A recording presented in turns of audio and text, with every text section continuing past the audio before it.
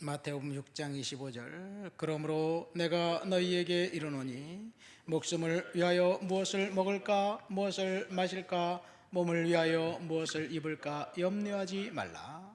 목숨이 음식보다 중하지 아니하며 몸이 의복보다 중하지 아니하냐. 공중의 새를 보라. 심지도 않고 거지도 않고 창고에 모아 들이지도 않고 너희 하늘 아버지께서 기르시나니 너희는 이것들보다 귀하지 아니하냐.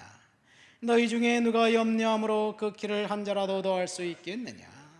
또 너희가 어찌 의복을 위하여 염려하느냐. 들의 백합화가 어떻게 자라는가 생각하여 보라.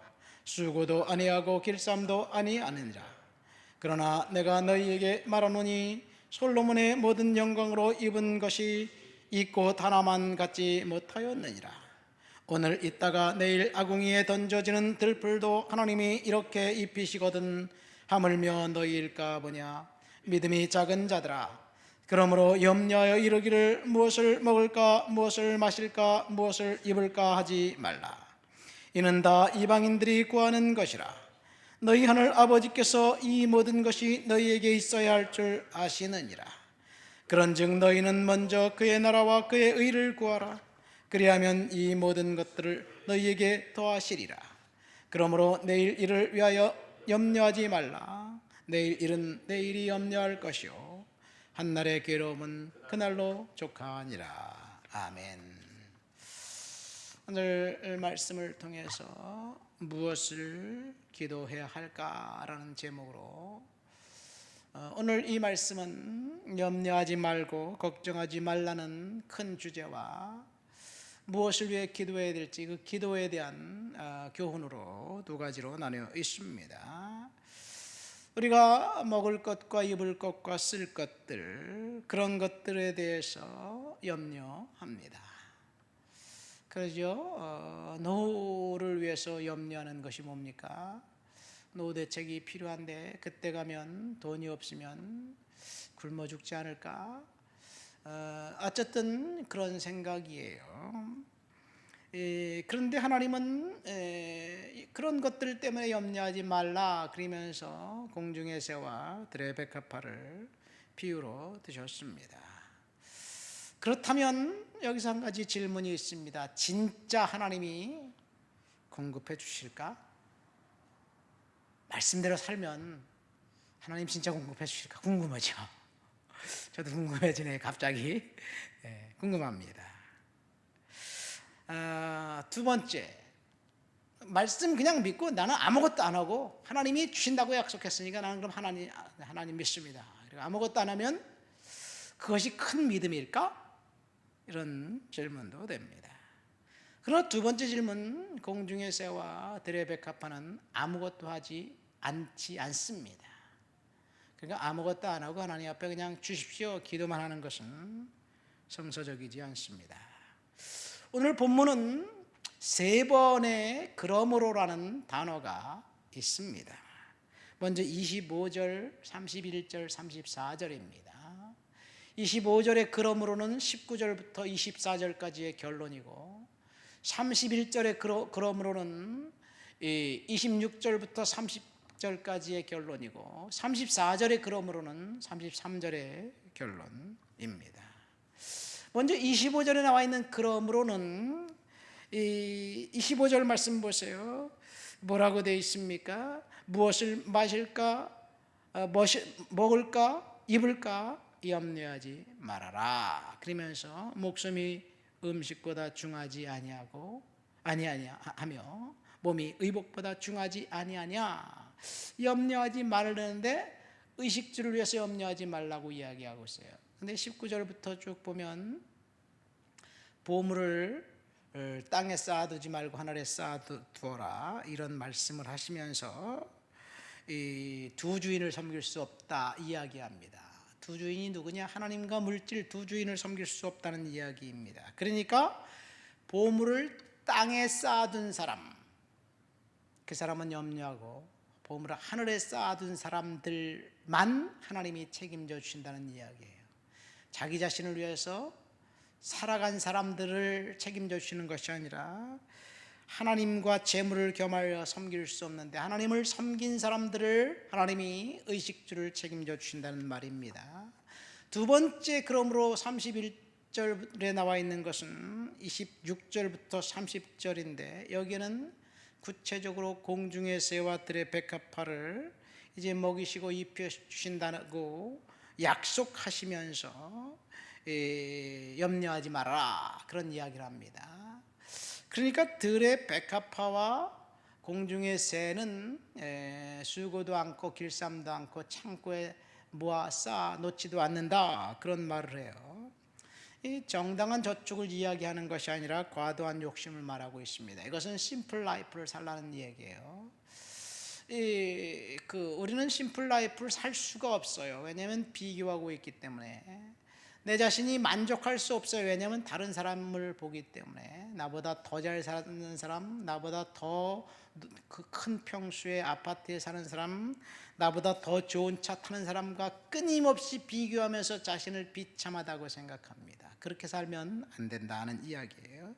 세 번째, 그러므로는 34절인데 33절에 무엇을 이야기하고 있습니까? 그의 나라와 그의 의를 구하는 사람들만 하나님이 책임져 주신다는 이야기예요. 과도한 욕심 때문에 나 자신만을 위해 사는 사람들은 하나님이 책임져 주지 않는다는 이야기도 합니다. 어쨌든 오늘 우리는 기도, 무엇을 위해서 기도할까라고 하는 것에 대해서 잠깐 생각해 보는 거예요. 무엇을 먹을까, 무엇을 마실까, 무엇을 입을까 염려하지 말라고 말씀하시면서 그런 것들을 위해서는 기도조차 하지 말라고 주님이 말씀하셨어요. 우리가 구하는 기도는 항상 그런 거예요. 너희는 그의 나라와 그의 의를 구하라고 말씀하셨는데 우리는 항상 그건 안 구하고 오늘 돈이 필요한데요, 오늘 뭐가 필요한데요, 그런 것만 구합니다.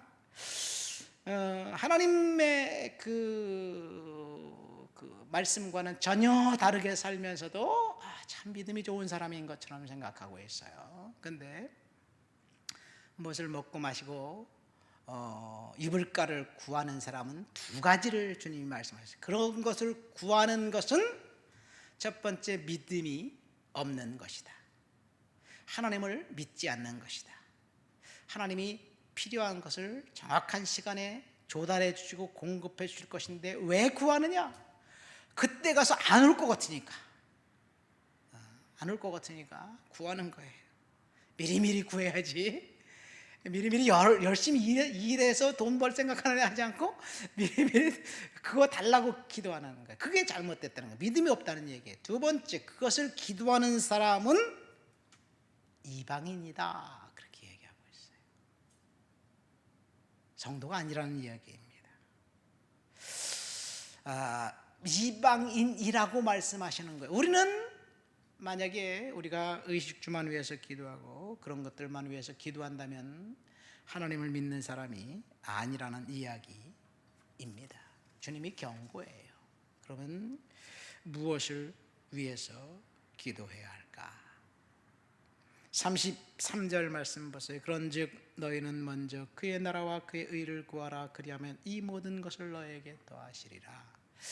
하나님의 나라와 하나님의 의를 구하면 이 모든 것, 의식주, 먹고 입고 마시는 것은 하나님이 주신다. 진짜 기도해야 할 것은 하나님의 의입니다. 내일은 내일이 염려할 것이요, 그때 가서 봐라. 미리미리 갑을 해서 내일 일어날 일을 염려하는 것은 조금 그래도 괜찮아요. 당장 내일이니까. 근데 10년, 20년 후에 노후 대책을 위해서 전전긍긍하며 사는 것은 바람직하지 않습니다. 그때 가서 하나님이 어떤 방법으로든 공급해 주실 것인데 우리는 모르죠. 혹시 대한민국이 갑자기 잘 사는 나라가 되어서 모든 노인들에게 다 주신다고 그렇게 될지 어떻게 알겠습니까? 지하철 공짜가로 그게 지금 아주 전 세계 화두더라고요. 지하철 공짜로 이제 65세 이상 되면 한 하루에 10,000원 가지고 책 하나 들고 시원한 곳에서 책을 잘 읽다가 끝에 종점에 갖고 박물관 이 산책 한번 하고 김밥 한 줄 사 먹고 그리고 이제 출퇴근 시간 빼서 돌아오면 그것보다 건강한 삶이 어디 있겠어요? 우리나라 그렇게 좋은 나라예요. 절대로 염려할 필요성이 전혀 없습니다. 그러면 하나님의 나라, 하나님의 의가 도대체 뭘까? 두 가지예요. 첫 번째는 19절부터 24절에 나와 있는 것, 돈과 재물을 겸하여 섬기지 말고 하나님을 섬겨라. 하나님의 나라는 세상 나라와 반대입니다. 세상 나라는 탐욕이 지배하고 돈이 지배하고 권력이 지배하는 나라예요. 그러니까 탐욕의 지배, 돈에 억눌려 살지 말라는 것, 그것이 하나님의 나라와 하나님의 의를 구하는 거예요. 첫 번째는. 두 번째는 하나님이 우리 인간을 창조하신 목적이 뭔가? 이사야 선지자의 말씀에 보면 내 아들들을 먼 곳에서 이끌며 내 딸들을 땅끝에서 오게 하며 내 이름으로 불러주는 모든 자 곧 내가 내 영광을 위하여 창조한 자를 오게 하라. 이사야 43장입니다. 우리는 하나님의 영광을 위해 창조되었습니다. 이 백성은 내가 나를 위하여 지었나니 나를 찬송하게 하려 함이라. 그러니까 하나님의 영광을 위해서 창조된 우리는 하나님을 찬송해야 합니다. 하나님을 예배해야 합니다. 하나님의 나라와 하나님의 의는 딱 한마디로 말하면 하나님 영광인데, 하나님 영광은 예배자의 삶을 사는 거예요. 장로교 뼈대가 되는 웨스트민스터 소위문답 제1번은 이런 질문입니다. 사람의 제일 되는 목적이 무엇인가? 거기에 대한 답은 사람의 제일 되는 목적은 하나님을 영화롭게 하고 영원토록 그를 즐거워하는 것이다. 예배자의 삶을 사는 거예요. 인간은 하나님의 나라와 하나님의 의를 위해서, 하나님 영광을 위해서, 하나님 높여드리는 삶을 살고 하나님을 찬양하는 삶을 살기 위해서 창조되었어요. 그런데 그 말을 하면 발끈하는 사람이 있어요. 왜? 하나님이 자신만 영광을 위해서 창조했다고 그렇게 주장하면서 다른 신들은 다 가짜, 나만 진짜라고 주장합니까? 나는 거기에 동의할 수 없습니다. 이렇게 하나님을 영광받기 원하신다는 그 사실에 대해서 하나님을 파렴치한 심처럼 비난하는 사람들이 있습니다. 왜 사람들이 하나님이 영광받게 위해서 우리를 창조했다는 그 말씀에 그 비난할까요? 왜 그것이 우리 사람들을 화나게 만들까요? 사탄이 지배하고 있기 때문에 그래요. 사탄이 주인이기 때문에 그렇습니다. 만약 여러분 요리를 했다면 요리 자체 입장에서 보세요. 요리한 사람이 먹어버리네. 나는 그냥 그대로 있었으면 좋겠는데. 여러분, 요리가 너무 귀하고 너무 아름답고 맛나 보여서 요리를 보면서 야, 나는 참 천재인가 봐, 요리계의 대부인가 봐, 참 내가 이렇게 실력이 있다니, 그렇게 혼자 감탄하기 위해서 요리를 만든 걸까요? 요리를 만들어서 사랑하는 사람에게 대접해서 너는 누군가가 먹는 것, 요리 자체는 먹히는 것, 사랑하는 사람이 먹히는 것이 가장 최상의 영광이에요. 요리사가 만나게 누군가 먹어줄 때 가장 기뻐하는 거잖아요. 그렇죠. 아이들이 왜 부모에게 공경하고 부모에게 효도를 다해야 됩니까? 얼떨결에 자기가 원하지 않았지만 부모가 자기를 낳아주었기 때문에 부모에게 대한 최상의 그 예의와 최상의 드릴 것은 부모를 섬기는 거예요. 효도를 다하는 거예요.